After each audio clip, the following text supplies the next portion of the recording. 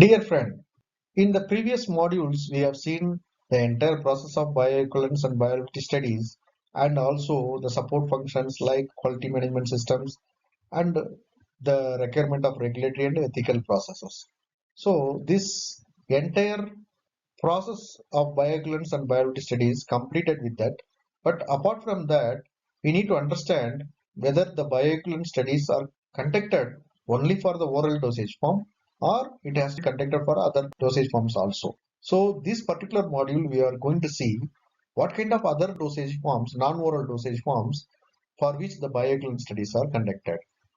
So this is the typical dermal dosage form or a topical dosage form, a ointment or gel you can consider. So for which a bioequivalence study how will be conducted. So this is the bioequivalence study basically a clinical trial for this particular product where a clinical study sometimes required, also a PK study also required. So here the slide indicating the PK study for the diclofenac gel. So it will be a fasting study as per the guidelines, and the fasting or fed condition doesn't matter since it is a topical dosage form. So the PK study comprises single dose two-way crossover in vivo study with 1% gel in healthy males and subjects. So you will apply the ointment and collect the pharmacokinetic samples and see. So the pharmacokinetics of oral dosage forms and topical dosage forms are completely different, and the absorption will be slower, and the time taken for the maximum concentration, if it is getting absorbed, then also will be slower, and the elimination also can happen slower, especially in the diclofenac, what I have seen personally. So the you have to consider the pharmacokinetics of the topical dosage form, not the oral dosage form during the design of the study. If it is not done, then you go for a pilot study for these topical dosage forms. So apart from this PK study, you have to do a clinical endpoint study where diclofenac is used for the pain relief in various disease conditions. So you have to select patients from the particular disease condition. It should be a randomized double-blind parallel placebo-controlled in vivo trial. So this will be conducted in patients. It's a huge clinical trial. 500 to 600 patients are required based on the trials reported for this particular product, and there can be the patients from the arthritis of the knee will be selected for the particular study. So the recommendation for this particular product also include subject are to be randomized to receive an approximately 4 grams of the dose of the generic diclofenac gel and the RLD or the placebo applied to the arthritic knee 4 times daily for 4 weeks. And after 4 weeks, the primary endpoint, that is reduction of pain by some scale, will be measured at the end of the treatment. So here is the typical inclusion criteria, which includes the patients with clinical diagnosis of arthritis of the knee, symptoms for at least 6 months prior to screening, the pain in the target knee required use of non-steroidal anti-inflammatory drug like acetaminophen, and there should be a X-ray evaluation which should not be taken more than 1 year from the baseline before the study. Now we are going to see another dosage form like topical patches. For example, the lidocaine patches, for which US FDA recommends two different studies. One is the fasting pharmacokinetic study and the skin irritation and sensitization study.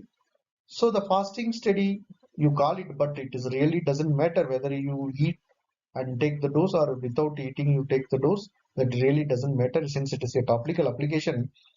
The pharmacokinetic study will be single dose in vivo using 3 topical patches of 5% of the lidocaine, and generally normal healthy subjects and females will be used for the study. So the 3 topical patches simultaneously used over for 12-hour period, and 24-hour post-dose sampling time is used in the bioequivalence study. So there will be a validated analytical method will be used to reliably measure the lidocaine concentration. And for the another study, skin irritation and sensitization, since it is the patches, the skin irritation and sensitization need to be evaluated compared to the reference product. For this single dose in vivo study will be conducted with 5% topical patches. This particular slide talk about a suppository dosage form, that is mesalamine suppositories. So for this product, the clinical endpoint study is recommended for the bioequivalence purpose. The study design will be parallel design, 3-arm, including a placebo test reference in vivo study. The strengths can be 500 mg or 1000 mg will be used for with the patients with ulcerative proctitis.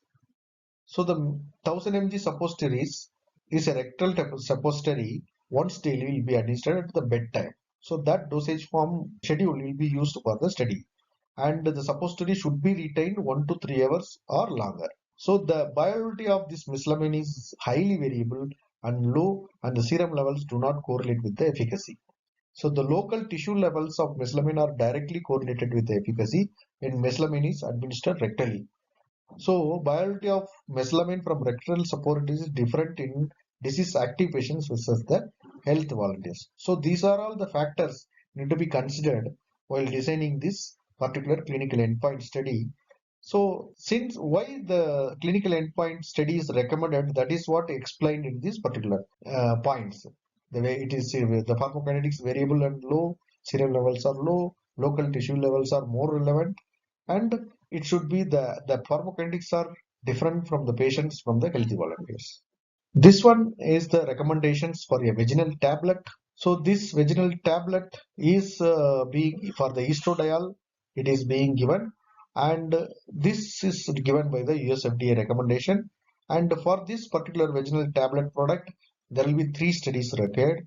One study with 10 microgram dose, another study with 25 microgram dose in healthy postmenopausal women. Since estradiol is specifically used for specific population like postmenopausal women, the study subjects are healthy postmenopausal women for all the studies. Then you have to do the BE study with the clinical endpoints also. So there will be PK endpoint study with the two different strengths, and with the lower strength you have to do the clinical endpoint study, how the estradiol is being used for the relieving of symptoms of postmenopausal women. So these all three studies are required for a vaginal tablet as per the US FDA recommendations.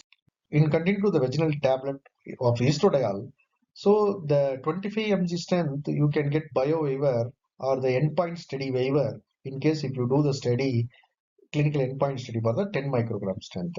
Otherwise, you have to do the PK study for both strengths, and there should be acceptable in vitro dissolution testing for both strengths. These are the requirements additionally recommended in the US FDA recommendation. So another example, interesting example, we are seeing how a BE study has been recommended for a injectable depot formulation like Lupron depot, where the leuprolide acetate is in the form of microsphere for long-term depot preparation.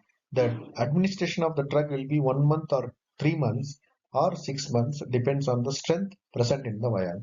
So this study will be one study, fasting study in prostatic carcinoma patients undergoing initial therapy.